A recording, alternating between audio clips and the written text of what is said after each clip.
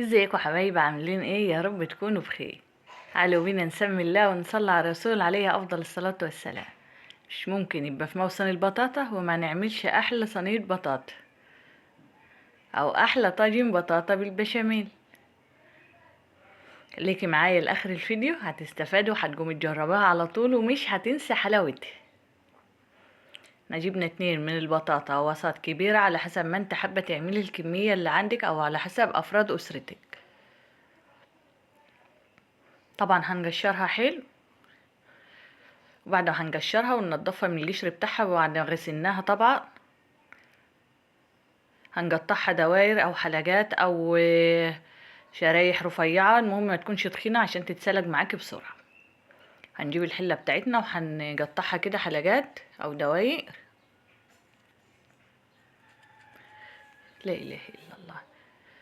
طبعا بعد ما عملناها كلها كده رقيقة مش تخينة قوي، هنحط عليها نص كوباية سكر، والسكر على حسب الرغبة، ممكن تحط كوباية كاملة ممكن تحط اقل على حسب ما انت حباها، مسكرة قوي او وسط. انا عاملاها وسط عشان احنا في الحر والحاجة المسكرة قوي مش هنستحملها.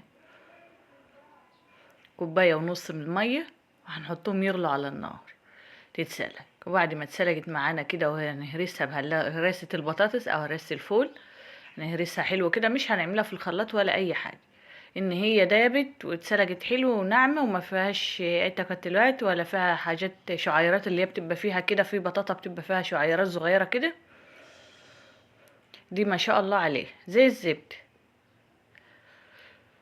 طبعا هنهرسها برضو كده هي نعمها حلو، وهنحط عليها مكعب زبده او معلقه سمنه بلدي المتوفر عندنا في البيت. هننزل عليها بظرفين فانيليا، طبعا الفانيليا لان احنا بنعمل حاجه حلوه بتديها ريحه حلوه، مع مكعب السمنه البلدي او معلقه سمنه بلدي ما شاء الله عليه. هي سخنه كده هنحطها تسيح فيها. طبعا هنحضر البشاميل بتاعنا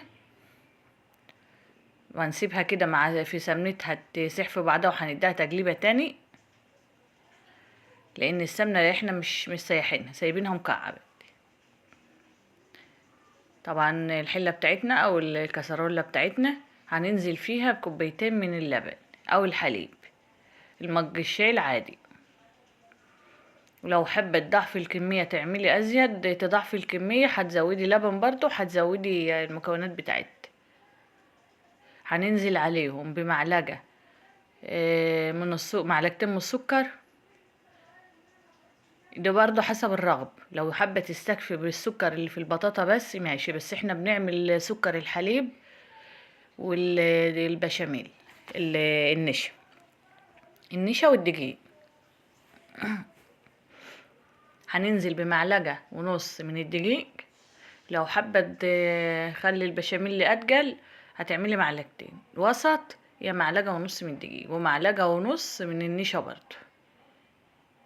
وهنخلهم حلو عشان ما يبقاش اي تكتلات فيهم. وهنقلب المكونات ده على البارد، هنقلبها على البارد حلو الاول وبعدين هنحطها على النار نطيب البشاميل بتاعنا. طبعا هو بيختلف عن البشاميل بتاع المكرونه، احنا ما بنحطش على البشاميل بتاع المكرونه نشا ولا سكر، ما حطناش هنا برضو ملح، هو سكر بس ودقيق ونشا ومع الحليب. هنقلب المكونات كلها حلو عشان ما يبقاش فيها اي تكتلات، هنحطهم على النار على ما البشاميل بتاعنا يغلي او يتقل. هننزل بالطاجن، نجيب البرام او الطاجن بتاعنا او صينيه او سرفيز الموجود عندنا، وهنحط فيه البطاطا. طبعا بعد السمنه ما دابت فيها وقلبناها حلو. لو حابه تعملها في صينيه ألمونيا عادي، احنا الموجود عندنا بنعمل فيه. وطبعا هيكون ايديك دائما باستمرار مع البشاميل برضو عشان ما يبقاش فيه تكتلات، حته غلط وحته لا، لازم هتكوني تقلبي حلو او هتعمليه الاول وبعدين تقلبي، وبعدين تنزلي البطاطا بتاعتنا في الطواجن. ربنا يحسن ما بين ايديكم وما بين عينيكم يا حبايبي يا رب، وتعملوا الاحسن. نزلت عليها بشويه جوز الهند مبشور. كتري وبلاش تستخسري. تنسوش تعملوا لايك وتشتركوا معايا في القناه، بخلانين عليا ليه. طبعا البشاميل بتاعنا هنا تقل، وانا معاملاه تقيل شويه. لو حابه تعمليه خفيف عن كده هتزودي كوبايه لبن، او تحبه تزودي الكميه البشاميل عن البطاطا ممكن برضو تزودي كوبايه او 2 لبن. هتسويه حلو، هتنزلي برضو الطبقه التانية. ولو حابه تحطي شويه مكسرات على الوش، اي مكسرات، نوع مكسرات عندك تحطها على الوش معاه على البشاميل وتديها لون.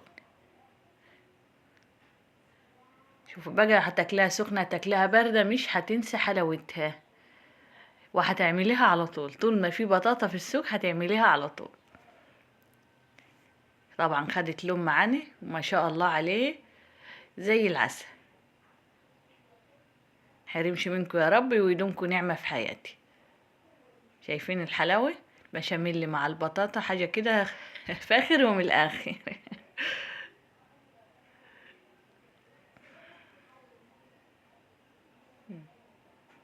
مع جوز الهند ما شاء الله مخليه طعمها حلو. لو حابة تعملي كمية أكبر برضه هتضعفي الكمية، وربنا يحسن ما بين إيديكم وما بين عينيكم يا حبايبي، وتعملوا الأحسن يا رب. طبعا هي لسه دافية، هي ما كانتش سخنة جوي ولا ساقعة في التلاجة ولا حاجة، لا هي لسه دافية. طبعا الدنيا حر فاحنا سيبناها تبرد عشان ناكل براحتنا. تنسوش تعملوا لايك وتشتركوا في القناة. السلام عليكم ورحمة الله وبركاته. استودعكم الله الذي لا تضيع ودائعه.